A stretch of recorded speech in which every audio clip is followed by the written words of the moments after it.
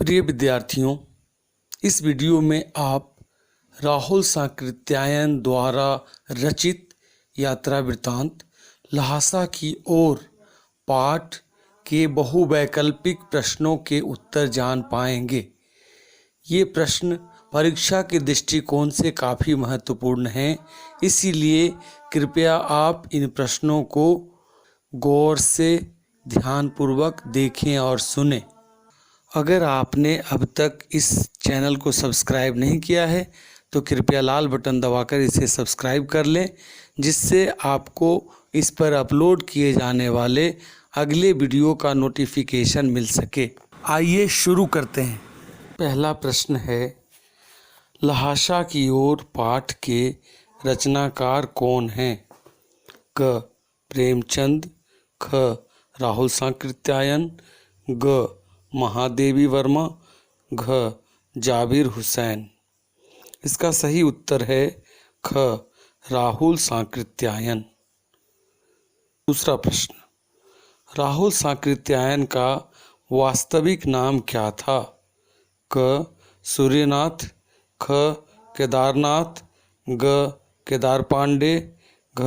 केदार प्रसाद। उत्तर ग. केदार पांडे। प्रश्न 3, ल्हासा किस देश की राजधानी है? क. नेपाल, ख. तिब्बत, ग. चीन, घ. जापान। उत्तर ख. तिब्बत। चौथा प्रश्न, नेपाल तिब्बत मार्ग व्यापारिक होने के साथ साथ कौन सा मार्ग था? क. पर्यटन मार्ग, ख. सैनिक मार्ग, ग. शाही मार्ग, घ. इनमें से कोई नहीं। सही उत्तर है ख. सैनिक मार्ग। प्रश्न 5, लेखक 5 साल पहले किस वेश में तिब्बत आए थे? क. साधु के वेश में, ख. स्त्री के, ग. भिखमंगे के, घ. भद्र पुरुष। उत्तर ग. भिखमंगे के। प्रश्न 6, सुमति कौन था? क. लेखक के मंगोल दोस्त, ख. एक भिखमंगा, ग. राजकुमार, घ. लेखक के गुरु। उत्तर है क. लेखक के मंगोल दोस्त। प्रश्न 7, लेखक समुद्र तल से कितने फीट की ऊंचाई पर थे? क. 2000 फीट, ख. 12,000 फीट, ग. 16-17,000 फीट, घ. 14-15,000 फीट। सही उत्तर ग. 16-17,000 फीट। प्रश्न 8, तिब्बत के लोग शाम के समय क्या करते हैं? क. टहलते हैं, ख. छंग नशे का सेवन, ग.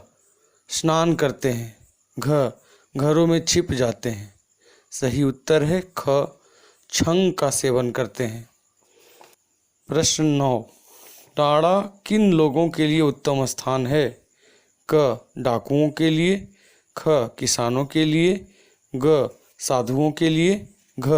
भिखमंगों के लिए। उत्तर क. डाकुओं के लिए। प्रश्न 10, तिब्बत में जमीन किसमें बटी हुई है? क. मजदूरों में, ख. किसानों में, ग. जागीरदारों में, घ. जमींदारों में। सही उत्तर ग. जागीरदारों में। प्रश्न 11, लेखक भिखमंगे के वेश में क्यों यात्रा कर रहे थे? क. शौक से, ख. गरीबी के कारण, ग. डाकुओं के डर से, घ. इनमें से कोई नहीं। सही उत्तर ग.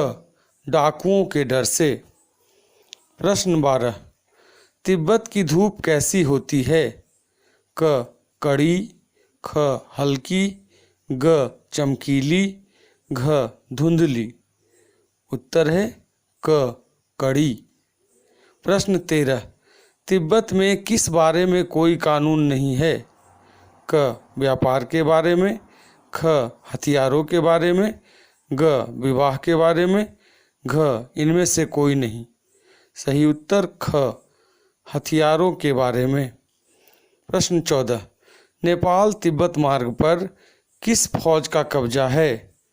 क भारतीय, ख जापानी, ग चीनी, घ नेपाली। सही उत्तर ग चीनी। प्रश्न 15।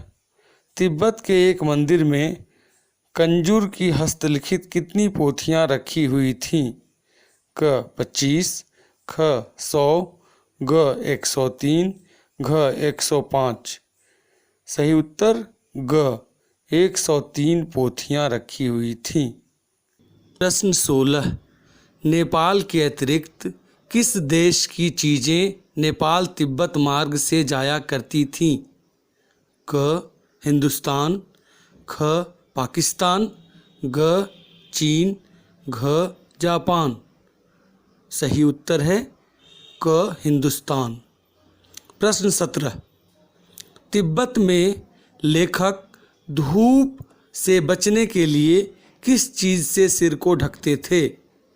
क छतरी से, ख टोपी से, ग मोटे कपड़े से, घ इनमें से कोई नहीं। उत्तर ग मोटे कपड़े से। प्रश्न 18। तिब्बत के जागीरदार किनसे खेती करवाते हैं? क किसानों से, ख बेगार मजदूरों से, ग ठेकेदारों से, घ भिक्षुओं से। उत्तर ख बेगार मजदूरों से। प्रश्न 19। ल्हासा की ओर पाठ साहित्य की किस विधा के अंतर्गत आता है? क कहानी, ख कविता, ग यात्रा वृत्तांत, घ नाटक। उत्तर ग यात्रा वृत्तांत। प्रश्न 20। कुची कुची का शाब्दिक अर्थ क्या है? क पैसा दो, ख नमस्ते, ग धीरे धीरे, घ दया दया। उत्तर दया दया। उम्मीद है आपको यह बहुवैकल्पिक प्रश्न पसंद आया होगा।